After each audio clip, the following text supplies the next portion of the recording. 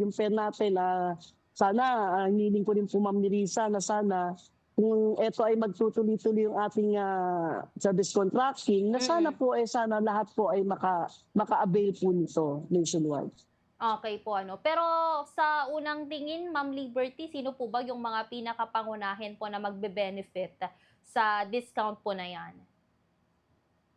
Ang magbe-benefits Ma'am nito yung ating mga drivers, Oo. tapos ang ating operators, kasi yung drivers po kasi sila po naglalagay ng, diesel natin, Hmm. at yung dun sa boundary naman, sila po ang nagbabayad naman dun sa mga operators natin. So both side, magkakaroon tayo ng ano, Oo.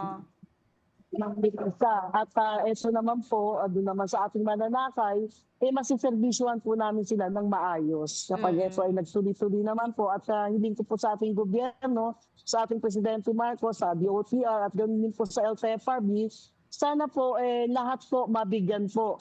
At ganoon din naman na kung tutulong naman yung ating mga local governments dito, na may mga libreng sakay din, yun ay kanilang pondo sa mga LGU, malaking tulong po ito sa magaganap na mga libreng sakay. Mm. At hinihiling ko sa ating DOTR, LTFRB na sana mabigyan din po yung mga ibang probinsya pa na naghihingalo na po at mamamatay na po sa gutom yung ating mga drivers at operators. Wag lang po yung iilan lang, at napakahirap naman, kawawa naman po. Mm. So kung tutuusin parang, beneficial po naman po 'yan 'no, na both sa mga driver o di naman kaya, sa mga pasahero. Pero ano po yung nakikita natin, Yes Ma'am po. Liberty, na pinaka-epekto po niyan pagdating naman sa mga kikitain nito pong mga driver and at the same time yung, o mga operator po? Like paano po ba nila kumbaga iba-balance po 'yan?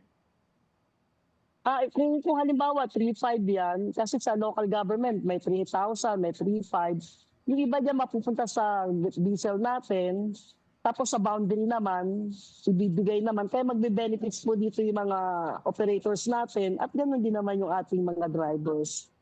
Ang pinaka-big dilemma dito Ma'am, yung ating mga mananakay ay masiservisyohan na po namin kapag tuloy-tuloy po na nagbigay po ng ang ating gobyerno ng libreng sakay, eto yung Hmm. service contracting. Kasi eto po ay, hindi na po mahihirapan yung ating mga pasahero, ayaw din naman po natin pahirapan yung ating pasahero.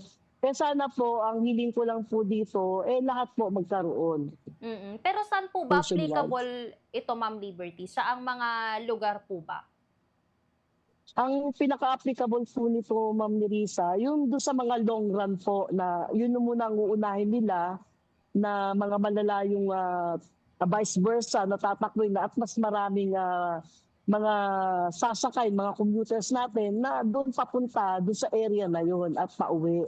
Yun yung tinitingnan nila na mga long runs na ruta. Doon naman Mm. sa mga ruta na maikli, siguro Ma'am, nananawagan din ako sa mga LGU natin, sa mga mayors natin, na sana, do'n sa mga local, funds nila, yung mga pondo po nila, sabi naman nila tutulong. Kagaya ni Mayor Isko Moreno do'n sa Manila, nagpapatakbo na po sila ng libreng sakay do'n sa mga short ruta po ng ating mga jeep, na Okey. binabayaran nila yung ating mga driver saka yung jeep.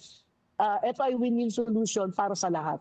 Alright po. Ma'am Liberty, pagdating naman po ano sa ito ngayong regarding sa service contracting program, in what way po ba na makakatulong po yung program na po na 'yan, lalong-lalo na po ano sa mga commuters or at the same time sa mga tsoper din po?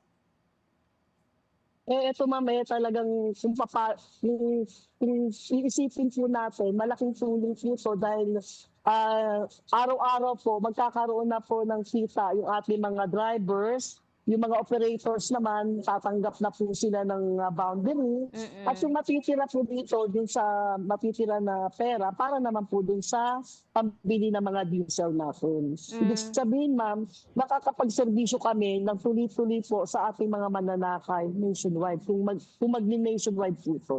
Okey po. So malaking ano 'no, tulong din or, malaking benepisyo din kung nationwide din talaga 'yan 'no, Ma'am Liberty. Pero ano po ba Yes yung po nakikita Ma'am. natin so far na parang, if ever man, or magtuloy-tuloy nga po itong service contracting program, meron pa din po ba, Ma'am Liberty, na challenge din sa pagpapatupad po ng service contracting po?